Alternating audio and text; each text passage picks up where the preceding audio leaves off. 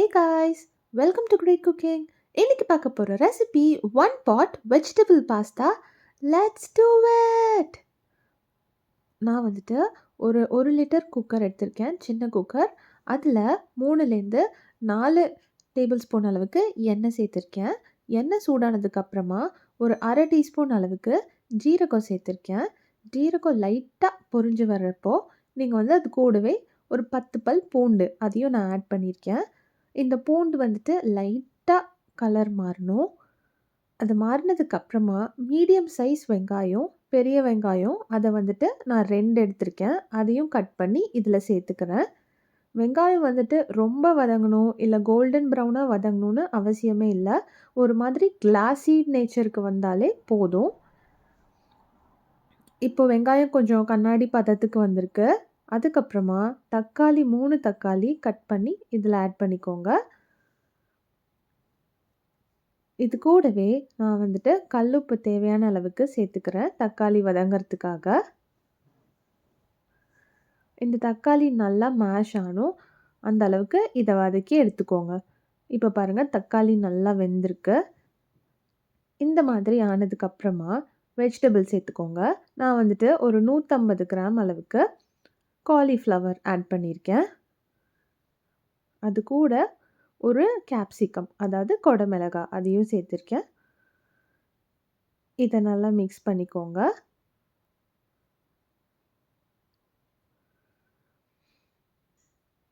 அதுக்கப்புறமா நான் வந்துட்டு ஒரு ஸ்பூன் அளவுக்கு சில்லி பவுடரை சேர்த்துருக்கேன், தனி மிளகாத்தூள்.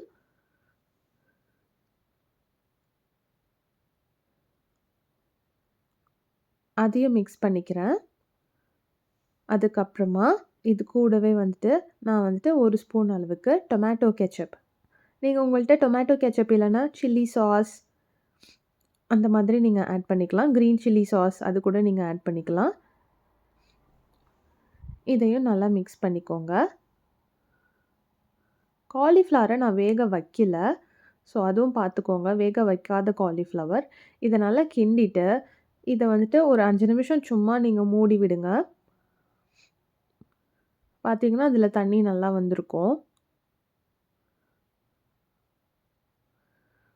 அதையும் நல்லா மிக்ஸ் பண்ணிவிட்டு நான் வந்துட்டு ஒரு 150 கிராம் அளவுக்கு பாஸ்தா நான் வந்துட்டு வேக வைக்கல, வேக வைக்காத பாஸ்தா 150 கிராம், ஒரு கப்புன்னு வச்சுக்கோங்க. இப்போ இந்த பாஸ்தாக்கு தண்ணி நீங்கள் எவ்வளோ சேர்க்கணும் அப்படின்னா, 1 கப் பாஸ்தானா 1 கப் தண்ணி. இப்போ நான் அந்த 150 கிராம் பாஸ்தாக்கு ஈக்குவலண்ட்டான தண்ணியை வந்துட்டு சேர்த்துப்பேன். நான் அந்த அளவுக்கு தான் வந்துட்டு பாஸ்தா எடுத்திருக்கேன், ஸோ அதே அளவுக்கு தண்ணி சேர்த்துக்கிறேன். சேர்த்துட்டு இதை மிக்ஸ் பண்ணிக்கோங்க.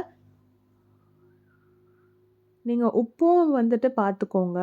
உப்பு பத்தலை அப்படின்னா உப்பு சேர்த்துக்கோங்க.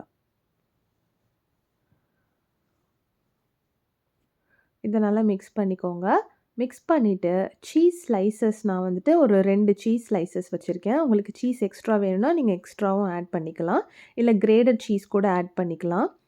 ஆட் பண்ணிவிட்டு குக்கரை மூடிட்டு விசில் போட்டுட்டு ஒரே ஒரு விசில் வர வரைக்கும் நீங்கள் வந்துட்டு இதை குக் பண்ணி எடுத்தீங்கன்னா உங்களுக்கு சூப்பரான ஈஸியான recipe one pot pasta ready. இது ரொம்ப க்ரீமி அண்ட் யம்மியாக இருக்கும், ஈஸியாக இருக்கும். உங்களுக்கு பிரியாணிக்கு சூப்பர் ஆல்டர்னேட்டாக இருக்கும். ட்ரை பண்ணி பாருங்கள், ரொம்ப ரொம்ப பிடிக்கும் உங்களுக்கு. இப்போ பாருங்கள், அழகாக எவ்வளோ உதிரி உதிரியாக சூப்பராக வந்திருக்கு. செஞ்சு பாருங்கள். பாய்.